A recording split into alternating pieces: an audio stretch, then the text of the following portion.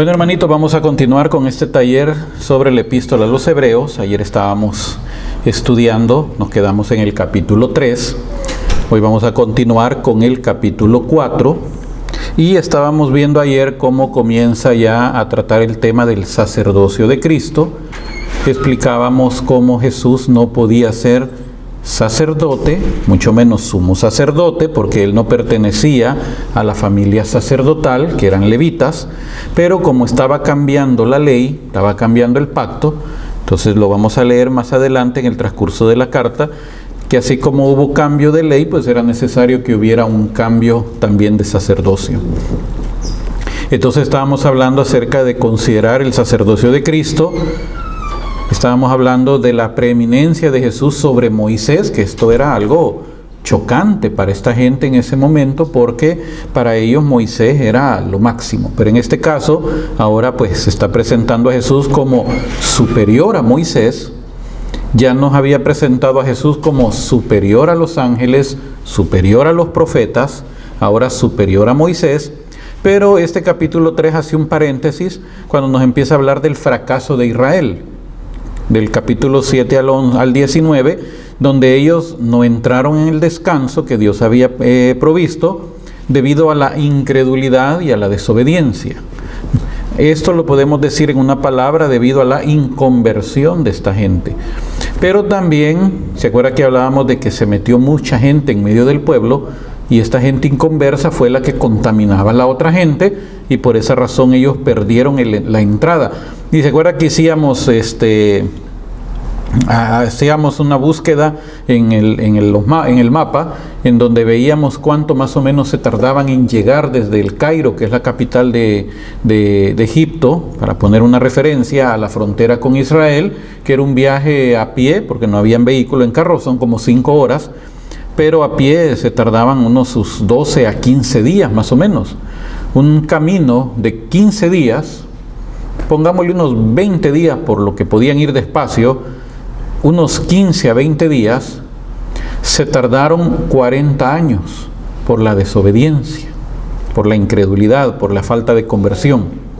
Entonces nos está haciendo un paréntesis para que nosotros podamos ver esta cuestión, pero en el capítulo 4 continúa ese paréntesis con respecto a Israel. En el capítulo 4 nos está hablando del versículo 1 al 8, nos está hablando nos está dando una advertencia a la iglesia, a los cristianos, a no seguir el ejemplo de incredulidad de Israel, sino que nosotros sí podamos entrar en el descanso de la fe. Entonces vamos a leer ahora Hebreos capítulo 4 del versículo 1 al 8 para que podamos ver este asunto, ver cómo ahora nos está hablando acerca de que la iglesia tiene que tener cuidado. Nosotros, capítulo 4 versículos del 1 al 8 dice: temamos pues, temamos. Está hablando de un temor reverente, o sea, de tener miedo, hermanos. Porque esa es la otra cuestión, nos hemos confiado demasiado. Mira, hermanos, hay gente que se ha confiado demasiado, pero es por la misma falta de formación que tiene, que cree que por el hecho de que son católicos ya tienen asegurada la entrada al cielo, y no es así. Entonces hemos cometido el mismo error que cometen los hermanos protestantes al creer de que por el hecho de que ellos han aceptado a Cristo ya tienen entrada directa al cielo. No, Jesús habló bien claramente que solo el que persevere hasta el fin, ese es el que se salva. El catecismo habla bien claro, el catecismo dice claramente que el que no permanece en el amor, pero hay que entender el amor, ¿a qué se refiere? Estamos hablando del amor a Cristo, el amor a su palabra, porque Jesús dijo claramente: el que me ama, guarda mi palabra. El que no me ama, pues no va a guardar nada de lo que yo les he dicho. Entonces Jesús dijo claramente: el que me ama, guarda mi palabra. Entonces dice el catecismo que los que perseveran en ese amor, esos son los que van a alcanzar la salvación. No se salva, dice el catecismo, el que está incorporado en la iglesia, pero está de cuerpo, pero no de corazón. Entonces mucha gente puede pertenecer a... Y un día yo estaba explicando esto, y creo que fue aquí que lo expliqué la vez pasada, y hay una persona que, esta persona así como los fariseos del tiempo de Jesús que andaban viendo qué cosa decía Jesús para tergiversarla, esta persona no duerme esperando a ver qué es lo próximo que yo voy a enseñar para venir y trastornar. El pobrecito está obsesionado conmigo, el pobrecito. Entonces en uno de mis videos yo estaba explicando precisamente lo que enseña el catecismo. Protestantes se van a salvar y muchos católicos se van a condenar. Y eso lo enseña el catecismo. Porque el catecismo enseña claramente que aquellos que sin culpa no conocieron la Iglesia Católica como sacramento de salvación, pero su vida fue una vida correcta delante de Dios, de acuerdo a los mandamientos de la palabra de Dios, así lo dice el catecismo, ese se salva. En cambio, el que está incorporado en la Iglesia, pero está nada más de cuerpo, no de corazón, no se salva. Entonces el catecismo es bien claro en este asunto. Entonces esta persona, él quiere que todos los protestantes se vayan al infierno y que todos los católicos se vayan al cielo, pero mire hermano, hay mucho que dice que es católico, pero no viven la vida cristiana de verdad. Viven en pecado mortal, viven lejos de la vida de Dios. Dicen ser cristianos, dicen ser católicos, pero su vida, su testimonio es totalmente contrario, diferente a los lineamientos de la palabra de Dios. Entonces, aunque muchos puedan decir que son católicos, incluso hemos estado hablando estos últimos días, pueden venir a la iglesia, pueden venir a cumplir el domingo a misa. La misa se llena el día domingo, pero cuando se hacen estos eventos de formación, la mayoría no viene, que no les importa. Porque ellos solo van a misa nada más a cumplir el precepto para aplacar la conciencia y que ya cumplimos, ya puedo seguirme revolcando en la porquería del pecado todo lo que yo quiera. El otro domingo voy nada más a que me echen otra bendicioncita, porque ni comulgan, porque no pueden. Entonces esta gente el día que se muere, ¿usted cree que se va a salvar? No, se van al infierno. Porque eso es lo que enseña claramente el catecismo. El que muere, numeral 1035, el que muere en estado de pecado mortal desciende inmediatamente al infierno. 1035 del catecismo. Desciende inmediatamente al infierno, el que muere en estado de pecado mortal. Entonces, por eso nos está diciendo Hebreo, nos está exhortando, temamos pues, no sea que permaneciendo aún lo promesa. Por eso dice San Pablo que debemos de caminar en esta vida con temor y ocuparnos de nuestra salvación, dice San Pablo, debemos de ocuparnos de nuestra salvación con temor y temblor. Con temor y temblor. Entonces dice, temamos, no sea que permaneciendo aún la promesa de entrar en su reposo, alguno de vosotros parezca no haberlo alcanzado. Versículo 2. También nosotros hemos recibido la buena nueva, lo mismo que ellos. Pero la palabra que oyeron no les aprovechó. Está hablándole a los que salieron de Egipto. No les aprovechó, pues no se compenetraron con la fe de los que la escucharon. Veámoslo en otra versión, como lo dice. Porque también a nosotros se nos ha anunciado la buena nueva como a ellos, pero no les aprovechó el oír la palabra por no ir acompañada de fe en los que la oyeron. Esto es bien interesante. No les aprovechó la palabra porque les faltaba algo importante, que es la fe. Y acuérdense que la palabra de Dios recalca mucho, el justo vivirá por la fe. Y la fe simplemente, lo vamos a ver cuando lleguemos al capítulo 11, es tener esa esperanza, esa confianza en Dios que existe. Entonces dice que no les aprovechó porque oyeron, pero no iba acompañada de fe. Estos son los que dice San Pablo que son los oidores olvidadizos.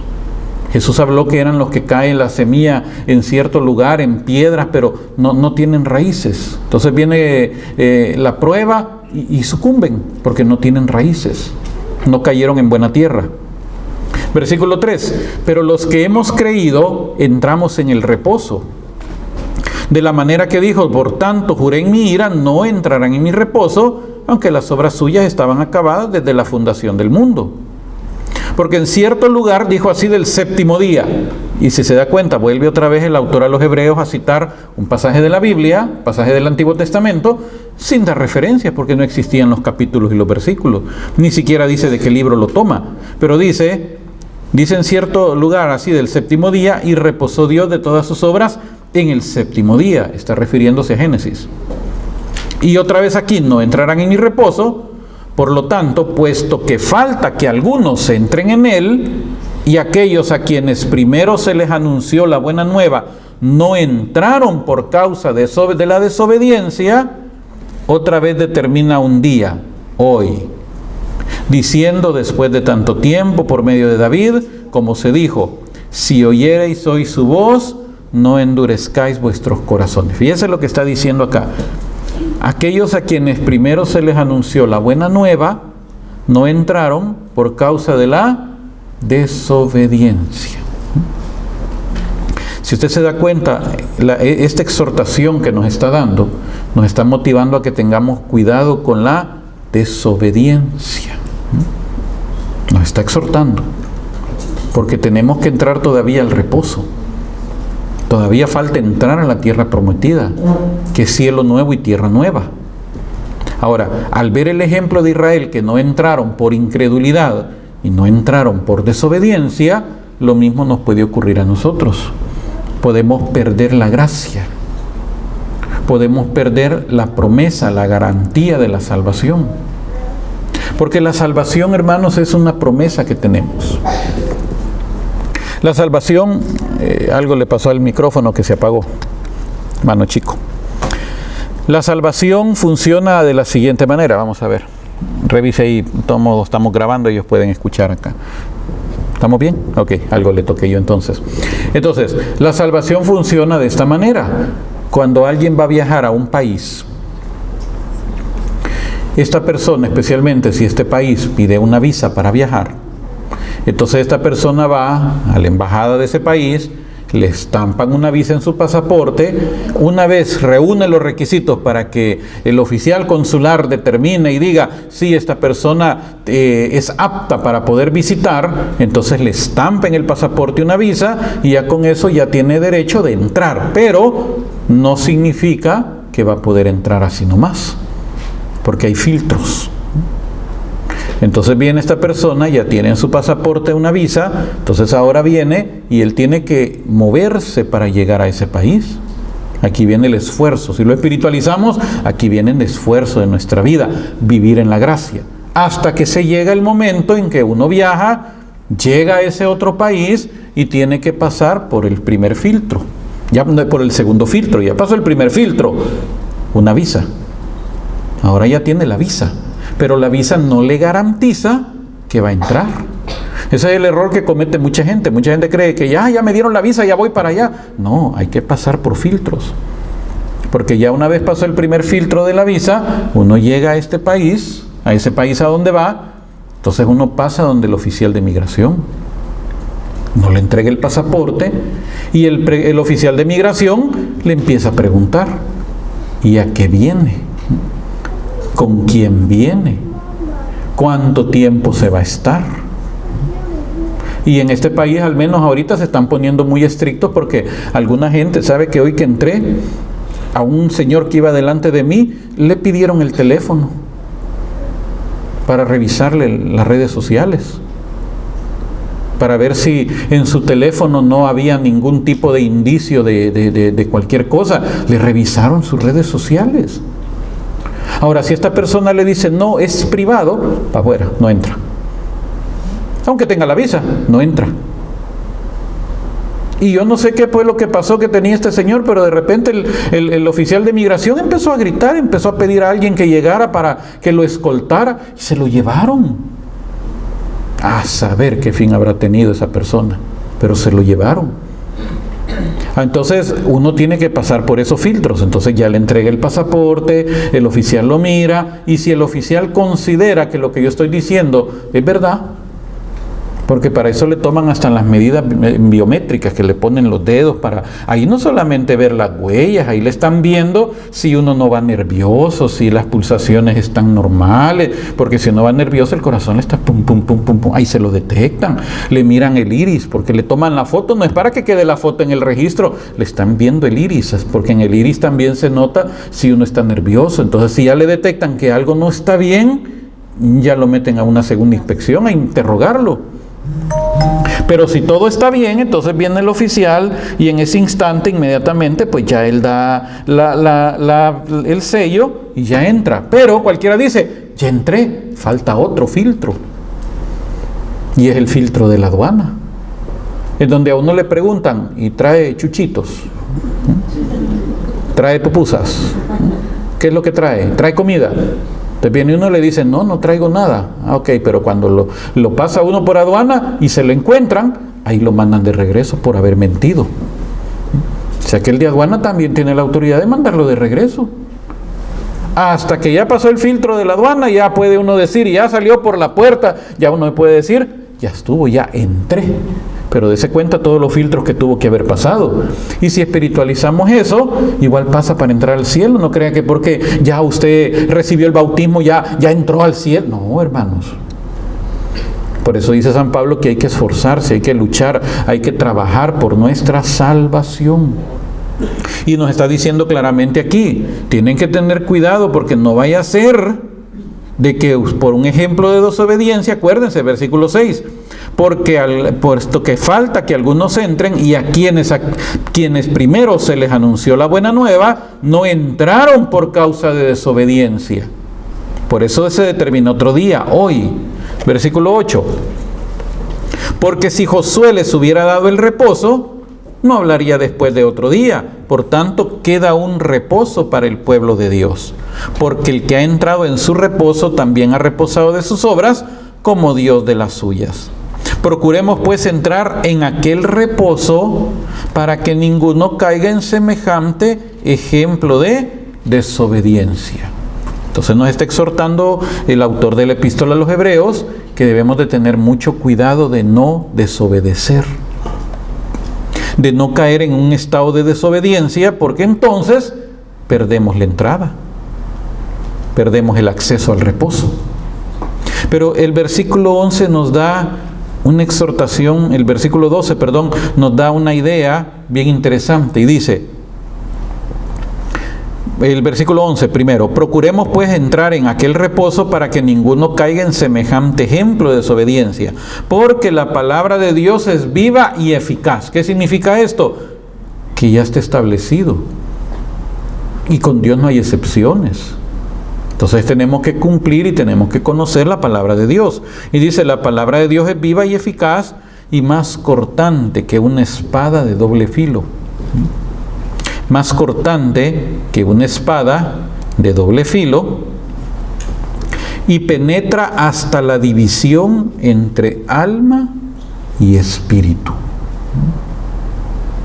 Hay algunos que se equivocan y cuando dicen que el ser humano está conformado de parte material y parte espiritual, se equivocan al decir de que alma y espíritu es lo mismo, pero no es lo mismo.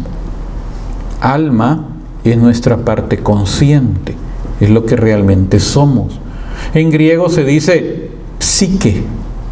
Si usted lee esta parte en griego, está diciendo que penetra, corta, llega hasta la separación, hasta la división, donde se separa, donde se divide la psique del neuma. Eso es lo que está diciendo acá. La palabra de Dios penetra hasta esa línea donde está ya la separación entre una y la otra. Si fuera lo mismo, este versículo no dijera así. Pero desde el momento que está hablando que hay una separación, una división entre una y la otra, es porque el alma y el espíritu son diferentes. El alma es la esencia de nuestro ser, lo que somos. El espíritu es el soplo que Dios nos dio al nacer. Y el cuerpo es donde el alma y el espíritu están depositados. El libro de Eclesiastés, que todavía no tenía el concepto del alma, porque el Antiguo Testamento no tenía concepto de alma, este es un concepto del Nuevo Testamento.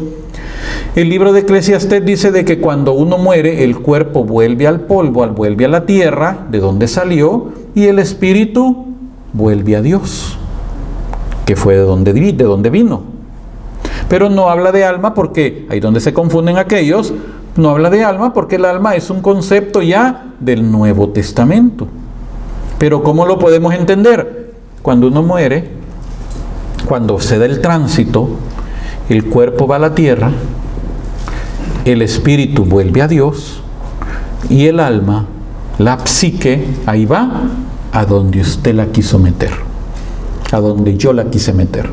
Si yo la quise meter al cielo, va para el cielo, pero si yo la quise meter al infierno, va para el infierno. O sea, ahí ya es la decisión de cada quien. Porque acuérdese que la salvación es una decisión. Uno decide, hermanos. Uno decide si se quiere salvar, uno decide si se quiere condenar. Dios no nos obliga ni a salvarnos, ni Dios tampoco nos condena en el sentido de que Él, así como decía Calvino, escogió a unos para salvación y otros para condenación. No, uno decide si quiere aceptar la salvación o quiere rechazar la salvación.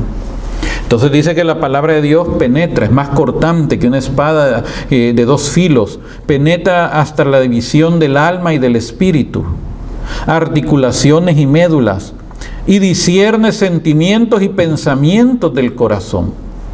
No hay criatura invisible para ella, todo está desnudo y patente a los ojos de aquel a quien hemos de dar cuenta. Por eso es que la Biblia es un libro que tiene mucho poder para nosotros. Porque la Biblia es un libro que nos está descubriendo lo que realmente somos nosotros. Cuando usted estudia, lee la vida de los personajes bíblicos, o está leyendo las profecías, los profetas, está leyendo el Evangelio, las cartas, de repente uno va leyendo y uno se está identificando. Es como un espejo, el espejo de nuestra alma. En el caso de David, por ejemplo, cuando cayó con Betsabé, ¿cuántos no han caído en ese pecado? Entonces ahí se está describiendo cómo va cayendo hasta que llega y las consecuencias de ese pecado. Entonces uno va leyendo la Biblia y la Biblia prácticamente es como un espejo para nosotros. Entonces por eso está diciendo que ante la palabra de Dios no hay nada que esté en oculto, todo está descubierto. Por eso es que a mucha gente no le gusta leer la Biblia. No la leen. Y al maligno no le conviene que leamos la Biblia. Por eso el maligno siempre le va a tratar de poner trabas para que no la lea, que está cansado, que tiene que levantarse muy temprano, que tiene que acostarse muy noche, que no la va a entender, que mejor venga a misa todos los días y en 3 años la lee, que eso es una gran mentira, porque la Biblia no se lee completa en 3 años. Eso, a saber quién se inventó. El que se inventó ese no sabe nada del calendario litúrgico, no sabe cómo está diseñado el calendario litúrgico. Entonces cree que en 3 años se lee, no sabe que hay ciclo A, ciclo B, ciclo C, no sabe que entre semana está la feria del tiempo de año par, feria de año impar, hay también solemnidades, hay fiestas, hay memorias libres, hay memorias obligatorias. No sabe nada del calendario litúrgico.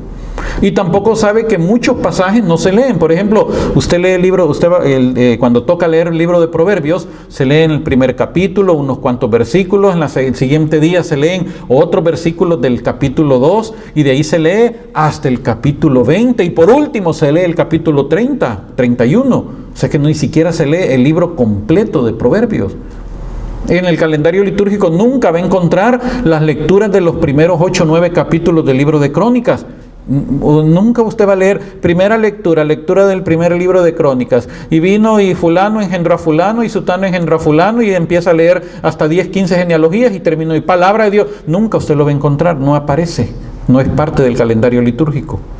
Entonces es mentira que en 3 años se lee la Biblia, pero la gente se inventa. Y si así fuera, que se leyera la Biblia completa en 3 años, no toda la gente puede venir a misa todos los días. Es más, hay lugares donde no hay misa todos los días, hay misa el domingo nada más. Y hay comunidades donde hay misa cada 15 días. Yo estuve en Perú, en un lugar, en una playa, en donde el cura llega cada 15 días.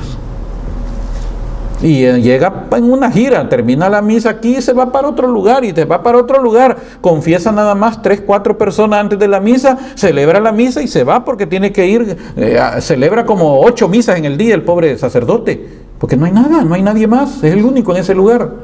Entonces él viene cada 15 días, y si hubo algún atraso, el carro no le funcionó, o él estaba enfermo y no pudo llegar ese domingo, hay que esperar hasta los siguientes 15 días que él llegue.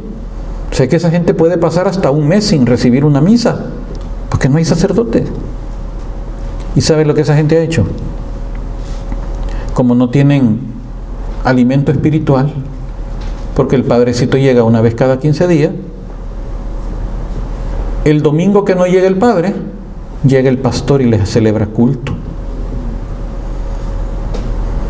Y entre semana van al culto del pastor. Ya cuando llega el padrecito van a misa, pero la mayor parte del tiempo el pastor es el que los atiende. No llega el cura a confesar, el pastor los atiende y se pone a orar con ellos. Usted pídale perdón a Dios. Entonces esa gente anda a la deriva. El día que me invitan a mí al aniversario, yo paso a predicar y después pasa el pastor a predicar. Y cuando empieza a predicar el pastor, empieza a hablar de las imágenes y yo empiezo a echar espuma por la boca y les digo vení aquí, ¿qué pasa? Les dije yo a los organizadores. Me han traído a mí para venir a hablar de la fe católica y después traen al pastor que venga a desbaratar todo lo que yo acabo de decir. Entonces aquí, ¿qué pasa? Lo que hicieron fue sacarme de ahí del evento.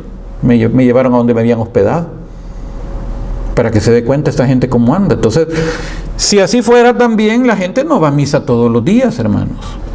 Entonces el maligno siempre va a tratar que usted no conozca la Biblia, que no lea la palabra de Dios, para que Dios, a través de la palabra, de su palabra, no lo confronte a usted. No le confronte la inconversión, para que Dios no nos hable. Y como no nos habla, ahí andamos, haciendo como creemos. Entonces por eso está diciendo acá que no hay nada que está invisible, todo está desnudo y patente a los ojos de aquel a quien hemos de dar cuenta. Este es otro asunto, hermanitos. La palabra de Dios nos exhorta y nos dice que debemos de tener mucho cuidado, porque un día vamos a estar delante del trono de Dios y vamos a ser juzgados de acuerdo a lo que hicimos, sea bueno o sea malo. Muchos no pensamos, muchos no reflexionamos que un día vamos a estar delante de Dios. Es más, no pensamos que ese día puede ser hoy. No pensamos. Por eso es que cuando yo era protestante, la estrategia que usábamos, andábamos en la calle, a la gente le preguntábamos, ¿y si usted muriera hoy? ¿A dónde iría su alma? Y sabe que mucha gente que primero se identificaba como católico, después decía que no sabía para dónde iría su alma. No sé. Solo Dios sabe. Fíjese qué ignorancia. Solo Dios sabe. ¿Cómo que solo Dios sabe? Si uno sabe muy bien si está en pecado o no está en pecado. Lo que pasa es que la gente vive en pecado y no quiere conversión, entonces se excusan. Solo Dios sabe si me voy a salvar o no. No, uno sabe bien en lo que vive y cómo vive, pero como no quieren confrontarse con la palabra de Dios. Entonces por eso está diciendo, todo está desnudo ante los ojos de aquel a quien vamos a dar un día cuenta. Ahora, después de este paréntesis que nos está exhortando en base a lo que dice el pueblo de Israel, ahora entramos a otra parte. Ahora entramos y seguimos con el sacerdocio de Cristo. A partir del versículo 14, los últimos dos versículos de este capítulo en adelante, ya empieza a hablarnos del sacerdocio de Cristo otra vez. ¿Se acuerda que él empezó a hablar del sacerdocio, hace el paréntesis hablando de Israel y luego vuelve a tomar la idea del sacerdocio y ahora nos está presentando a un sacerdocio compasivo? El sacerdocio de Cristo es un sacerdocio compasivo, un sacerdocio que nos llama o nos hace un llamado de ánimo a la firmeza y a la oración. Versículos 14 al 16. Teniendo pues un gran sumo sacerdote que penetró los cielos, Jesús, el Hijo de Dios, mantengamos nuestra confesión de fe. Pues no tenemos un sumo sacerdote que no pueda compadecerse de nuestras flaquezas, ya que ha sido probado en todo como nosotros, excepto en el pecado. Acerquémonos, por tanto, confiadamente al trono de gracia, al fin de alcanzar misericordia y hallar la gracia de un auxilio oportuno. Aquí ahora Hebreos nos está diciendo algo que en ese momento para el judío era bien fuerte, porque nos está hablando de acercarnos al trono de la gracia. Pero hasta este momento, acuérdese que hasta este momento el judío tenía el concepto que Dios era inaccesible. Ese era el concepto del judío. Por eso es que el tabernáculo, ya cuando empieza a explicar el tabernáculo estaba diseñado de una manera en donde solo podía entrar el sacerdote, ofrecía un sacrificio en el altar de bronce, luego pasaba a la fuente de bronce donde él se lavaba, para luego entrar al propio santuario, que estaba dividido en dos partes, el lugar santo y el lugar santísimo. Hebreo lo va a explicar más en detalle otro momentito. Entonces, en el lugar santo estaba el candelabro que tenía que encenderse todas las mañanas y todas las tardes. El sacrificio en el altar de bronce tenía que ser ofrecido todas las mañanas y todas las tardes, antes de las 9 de la mañana y a las 3 de la tarde, todos los días, todos los días, todos los días. Y después que ofrecía el sacrificio y se lavaba en la fuente de bronce, iba a ponerle aceite a las lámparas del candelabro, que tenía 7 brazos, una caña central y 7 brazos, que los teólogos lo representan con los 7 espíritus de Dios que menciona el libro de Isaías. Los 7 espíritus de Dios.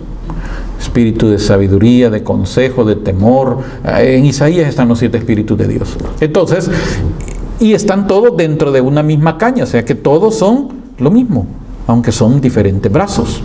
Entonces están los 7 brazos del candelabro, la menorá, se dice en hebreo, menorá.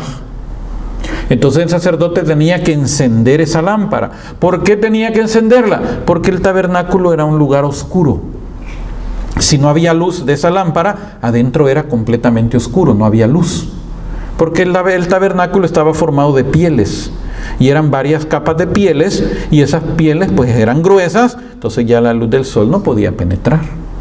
Entonces adentro había oscuridad.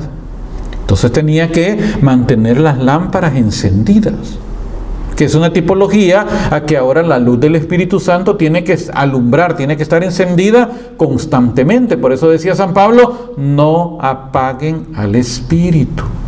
¿Cómo se apaga el Espíritu? Cuando se vive en pecado, cuando se vive en inconversión, cuando se vive en indiferencia, entonces el Espíritu se apaga. Entonces ahí dice San Pablo, no apaguen al Espíritu, no se embriaguen con vino, mejor llénense del Espíritu Santo, mantener la luz encendida. Entonces esa luz tenía que encenderse todo el tiempo, en la mañana para que alumbrara todo el día y en la tarde para que alumbrara todo el resto de la noche. Había un altar de oro frente al velo donde el sacerdote ofrecía incienso también, en la mañana y en la tarde. Y Apocalipsis dice que el incienso son las oraciones. Ese incienso tenía que estar subiendo todo el tiempo. Atrás del velo, ahí no entraba nadie, solo el sumo sacerdote una vez al año. Porque atrás del velo, que eran varias capas de piel también, atrás del velo ahí no había luz.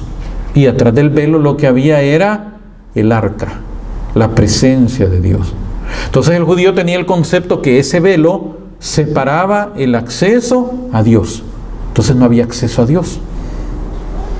Simplemente Dios era un ser que vivía arriba y que nosotros teníamos que tenerlo contento con los sacrificios, pero no teníamos acceso a Dios. Entonces por eso se necesitaba al sacerdote. Porque el sacerdote era el que ofrecía el sacrificio para que Dios estuviera tranquilito con nosotros. Pero no había acceso a Dios. No había manera de acercarnos. Pero ahora aquí nos está diciendo Hebreos que Jesús ahora es el sumo sacerdote, que Él puede compadecerse de nuestras flaquezas porque Él fue tentado en todo como nosotros, pero no cayó en pecado, o sea que podemos vencer la tentación en nuestra propia humanidad. Y ahora nos está diciendo esto, acerquémonos por tanto confiadamente al trono de la gracia, o sea, al trono del favor de Dios, de la amistad con Dios, porque esa es la gracia, vivir en amistad. Entonces a partir de Hebreos ahora nos está enseñando que ya Dios, y le está diciendo a los judíos, ya no es aquel Dios que está atrás del velo, en luz inaccesible, dijo Salomón. Ya no es un Dios que está ya inalcanzable, sino que ahora es un Dios al cual nosotros podemos llegar confiadamente y hablar con Él. Jesús nos enseñó a llamarle Abba, o sea, Padre.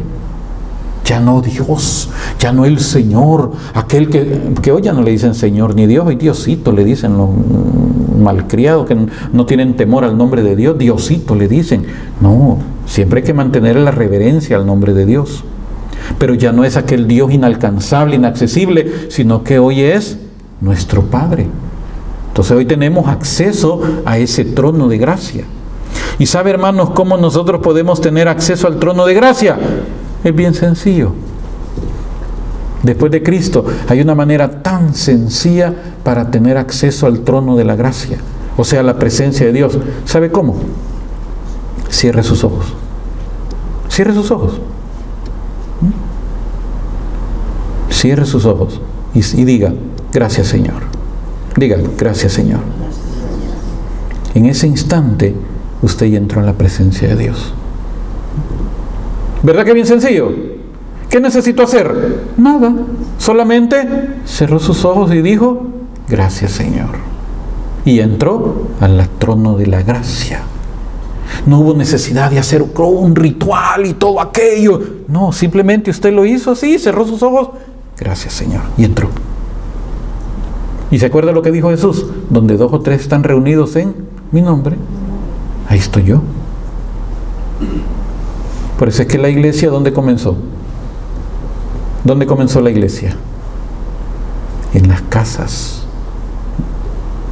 Cuando uno lee la historia de la iglesia, uno se da cuenta que por 300 años la iglesia no se reunía en templos, no habían templos, sino que la celebración, las reuniones se hacían en las casas. Entonces había un padre de familia que daba su casa para que en esa casa se le rindiera culto a Dios. Entonces llegaban todos los cristianos conocidos y se reunían y hacían la celebración. Pero durante el resto de la semana se reunían y oraban. Y eso es lo que dice Jesús. Tú lo que tienes que hacer, entra a tu cuarto, cierra la puerta y ora a tu Padre que está en lo secreto. Y ya en ese momento se da la comunicación con Dios. Ya se tiene acceso al trono de la gracia para alcanzar misericordia, porque ese es el objetivo. Un día de estos la lectura era de los leprosos, ¿se acuerda? El domingo. ¿Cuántos leprosos regresaron a darle gracias a Jesús? ¿Cuántos leprosos regresaron? ¡Ninguno! Fíjese la pregunta. ¿Cuántos leprosos regresaron? Ninguno, porque el que regresó estaba leproso, ¿no? No estaba leproso, así que fíjese en las preguntas. No se dijera así de un solo, fíjese. Les puse una trampa y cayeron. Les pregunté, ¿cuántos leprosos regresaron? Ninguno. El que regresó ya no estaba leproso. Pero de esos que, desde los que fueron curados, aquí viene la pregunta correcta, de los 10 que fueron curados, ¿cuántos regresaron a darle gracias? Uno. Pero la cuestión fue bien interesante. Ellos de lejos le gritaron a Jesús. ¿Y qué le dijeron? Señor, sánanos. ¿Qué le dijeron? Señor, ten piedad de nosotros. Ten compasión. Esa es la clave de la oración. Señor, ten misericordia.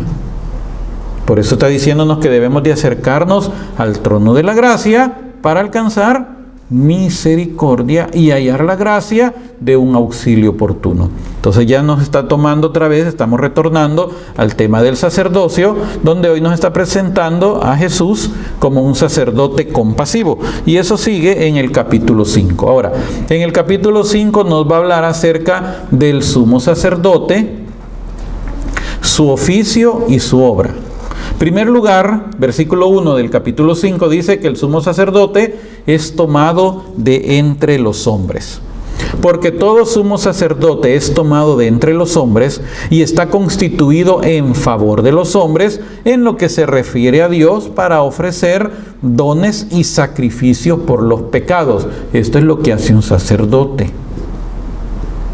Por esa razón es que en nuestra iglesia, en la iglesia actual, al presbítero también se le llama sacerdote, aunque su término bíblico es presbítero, ese es su título, presbítero, no sacerdote. Se le ha dado el título de sacerdote porque él ofrece el sacrificio eucarístico. Pero si hablamos de parte sacerdotal, el sacerdote es el que ofrece. Y el mismo catecismo nos enseña, y la palabra de Dios nos enseña, que entonces en ese caso, todos nosotros también somos sacerdotes. Eso es lo que dice la palabra de Dios. Somos un reino, somos un pueblo de reyes y sacerdotes. Y cuando nos bautizan recibimos la triple dignidad de Cristo, de ser sacerdote, profeta y rey. Y también somos ungidos. Porque hoy mucha gente, en su falta de formación en la fe, dicen, el sacerdote es el ungido. Nosotros no, él sí. ¿Y qué fue lo que le hicieron a usted? ¿Qué le untaron a usted el día que lo bautizaron? ¿Qué le untaron? ¿Solo le echaron agua? ¿O qué le untaron? ¿Y el aceite qué es? Es el crisma. O sea que lo estaban ungiendo. Y cuando lo ungen, en ese momento que lo ungen a uno, en ese momento uno está siendo sellado por el Espíritu Santo. Se está convirtiendo en templo y morada del Espíritu Santo. Entonces, en el momento que lo ungen a usted, usted ahora es un ungido. ¿Se da cuenta? En mi país decimos, no somos cualquier 5 de yuca. No somos cualquier cosa.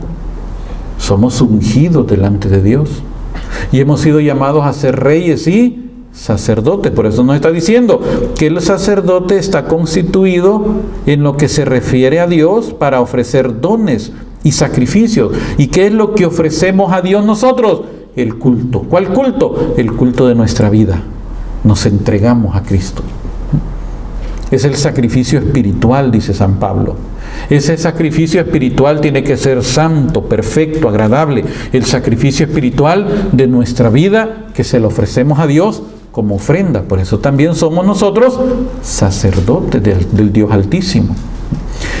Entonces versículo 2 sigue diciendo, es capaz de comprender a ignorantes y extraviados, porque está hablando del sumo sacerdote anterior, Antiguo Testamento. Porque todo sumo sacerdote es tomado de entre los hombres y está constituido en favor de los hombres en lo que se refiere a Dios para ofrecer dones y sacrificios por los pecados. Es capaz de comprender a ignorantes y extraviados porque está también en él envuelto en flaqueza. Había un sumo sacerdote llamado Elí. Elí era un hombre pusilánime, un hombre cobarde, un hombre que no supo guiar a sus hijos. Los hijos de él eran sacerdotes también, pero los hijos de él eran hombres impíos, que cuando se estaba ofreciendo el sacrificio, mandaban a sus criados para ir a agarrar carne antes que se quemara, antes de que se fuera a ser consumida. Se la llevaban casi cruda, término medio se la llevaban. Entonces ellos no podían hacer eso, pero venía y si alguien se les oponía, entonces el criado les decía, el sacerdote así lo quiere y así se lo vas a dar. Entonces, estos hombres menospreciaban el culto. Es más, un día este sacerdote Elí los regañó, pero no los corrigió. Porque una cosa es regañar y otra cosa es corregir. Uno puede regañar al hijo, pero no es lo mismo decirle, mira hijo, pórtate bien, a decir, vení para acá que te voy a enseñar a que te portes bien. Es muy diferente, ¿verdad que sí? Ahora no, al niño se le dice, pórtese bien, pero no hacen nada. En mi época, mi mamá no me andaba diciendo, mi mamá de un solo me agarró ni para acá, me dijo. Y cuando mi mamá solo se me quedaba viendo y me decía, en la casa hablamos, yo ya sabía que ese día me iba a caer y cabal, así era. Hoy no, ya los niños, cuidado, no los toca. Ay no, pobrecitos, se van a traumar, allá van traumados a la cárcel por desobedientes. Allá se los llevan por rebeldes. Entonces, este hombre Elí regaña a sus hijos, pero no los corrige. Solo le dice, miren hijos, oigo tantas cosas malas de ustedes. Porque los tipos agarraban a las mujeres que eran servidoras en el templo, en el tabernáculo, no había templo todavía, eran servidoras, y ahí, en el lugar santo, se acostaban con estas mujeres. ¿Cómo hacían los sacerdotes de los dioses paganos? Los sacerdotes de los dioses paganos, en los templos paganos, habían mujeres, que estas mujeres, por eso es que en las religiones paganas del Antiguo Testamento los hombres eran más devotos en la religión que las mujeres. Pero porque en la religión de esta gente, de estos ídolos, en el templo lo que habían eran mujeres. Entonces venía el hombre daba su ofrenda para la adoración al Dios, y esa ofrenda era el precio de la mujer que estaba ahí. Entonces se llamaban prostitutas sagradas. Entonces venía y pagaba el precio, y eso le daba el derecho de llevársela, y enfrente del ídolo de Baal o de Astarte, que eran los dioses que adoraban, ahí tenían relaciones. Entonces estos hombres, sacerdotes de Israel, estaban haciendo lo mismo que hacían los paganos. Agarraban a las servidoras y adentro del lugar santo se acostaban con ellas. Entonces cuando llegan eso a oídos de Elí solo les dice: no, hijito, no es bueno lo que están haciendo. Pero no los agarró a garrotazos, no los disciplinó, solo los dejó que siguieran. En eso es que llega Samuel. Y un día Samuel estaba, porque dice, imagínense, dice que en esos días no había palabra de Dios. Era rara la palabra de Dios. ¿Sabe por qué no había palabra de Dios? Porque los sacerdotes eran impíos. Y cuando el sacerdote es impío, no hay palabra de Dios. Y el pueblo perece por falta de conocimiento. Porque el sacerdote es impío. El que tiene que dar la palabra de Dios no puede darla porque él es impío. Entonces, ¿qué puede enseñar? ¿Qué puede predicar? No puede predicar nada. Si vive en pecado, no puede predicar. No puede ir a predicar de pecado si vive en pecado. Entonces, ¿qué es lo que enseña? Ay, no, mire, hermanito, no importa cómo tú vivas, así Dios te ama. Claro, te conviene decir eso porque estás viviendo mal. No puedes hablarle, decirle a la gente: conviértanse, arrepiéntanse, porque él está viviendo mal. Entonces lo mismo pasaba en esa época. Entonces no había palabra de Dios. Entonces viene Samuel, ya fue donado al templo, al tabernáculo. Entonces una noche Samuel ya estaba acostado, estaba jovencito Samuel, adolescente, cuando de repente escuchó que le llamaron: Samuel. Se levanta y va donde Elí, el sumo sacerdote, y le dice: ¿me llamaste? Le dijo. Y Samuel le dijo: no, yo no te he llamado, le dijo, acostate, le dijo. Entonces que él se volviera a acostar. Cuando estaba quedando dormido otra vez: Samuel. Y se vuelve a levantar donde Elí: ¿y me llamaste? Le dijo. No, no te he llamado, le dijo, acostate. Otra vez ya está quedando. Samuel se vuelve a levantar y le dice al sacerdote: ¿y para qué me llamas? No, si yo no te he llamado, le dijo. Entonces ahí entendió Samuel Elí y le dijo: pues Dios quien te está hablando. Si te vuelve a llamar, dile: habla, que tu siervo escucha. Pero dice la Biblia que tenía tiempo que Dios no hablaba. No había palabra de Dios.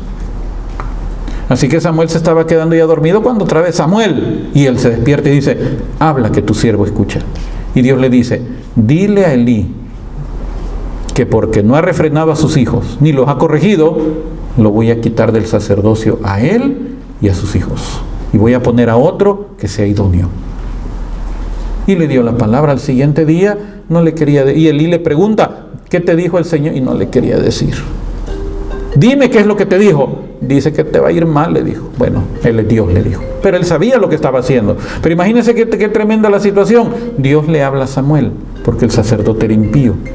Entonces por eso nos está diciendo aquí que este sumo sacerdote era capaz de comprender a ignorantes y extraviados, porque también está envuelto él en flaqueza, y a causa de la misma debe ofrecer por sus propios pecados lo mismo que por los del pueblo. O sea que el sumo sacerdote tenía que ofrecer primero por sus pecados y luego por los pecados del pueblo, porque él era también pecador. Por eso es que dice después, más adelante en Hebreos, que esa sangre era imperfecta, porque nunca podía purificar del todo. Entonces se necesitaba una sangre que fuera perfecta, un sumo sacerdote que fuera perfecto. Versículo 4. Y nadie se arroga tal dignidad si no es llamado por Dios, lo mismo que Aarón. De igual modo tampoco Cristo se atribuyó el honor de ser sumo sacerdote, sino que lo recibió de quien le dijo: Hijo mío eres tú, yo te he engendrado hoy. Como también dice en otro lugar, vuelve a dar otra cita de la Biblia sin decir a dónde, referencia ni nada. Como también dice en otro lugar: tú eres sacerdote para la eternidad a la manera de Melquisedec. Aquí ya lo menciona por primera vez. Pero ya después explica quién era Melquisedec, el cual, habiendo ofrecido en los días de su vida mortal ruegos y súplicas con poderoso clamor, está hablando de Jesús, habiendo ofrecido en los días de su vida mortal ruegos y súplicas con poderoso clamor y lágrimas al que podía salvarlo de la muerte, fue escuchado por su actitud reverente, y aun siendo hijo, por los padecimientos aprendió la obediencia. Y llegando a la perfección, se convirtió en causa de salvación eterna para todos los que le obedecen, proclamado por Dios sumo sacerdote a la manera de Melquisedec. Ahora Hebreos nos va a empezar a enfocar hacia Melquisedec.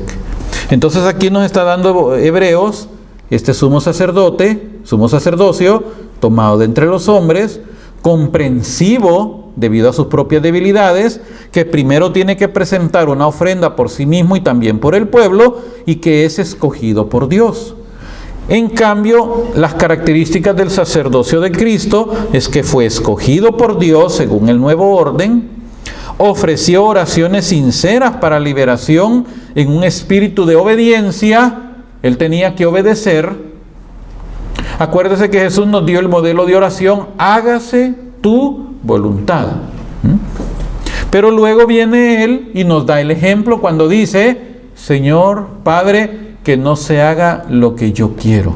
Porque Él le dice, Él tuvo agonía, Él empezó a sufrir, Él sintió la agonía, que su sudor dice que era espeso como gotas de sangre. No es que sudó sangre, sino que era espeso del estrés de lo que estaba viviendo en la pasión, la agonía que estaba en ese momentito. Y Él en esa agonía, Él como humano sintió ese momento. Y Él como humano le dice al Padre: Padre, si es posible que pase de mí este cáliz, si es posible, pero no se haga lo que yo quiero, sino lo que tú quieres. Él sintió ese momento de agonía y Él le pidió no pasar por la cruz, pero no había otra. Hay veces que uno no quiere, pero no queda opción. Y así es como Dios lo quiere. Por eso es que hubo un momentito que Jesús sintió el abandono de Dios. Acuérdate que cuando estaba en la cruz, Jesús le dijo: Dios mío, ¿por qué me has abandonado? Y dicen que se cerró el cielo, hubo tinieblas desde las 12 del mediodía hasta las 3 de la tarde. Algunos dicen de que esa oscuridad que hubo, que fue un eclipse, pero esa oscuridad que hubo fue porque esa es la única vez en toda la historia de la humanidad que Dios no quiso ver a la tierra. La única vez. No quiso ver lo que estaba pasando.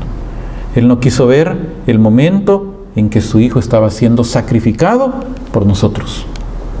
Por eso es que hubo tinieblas.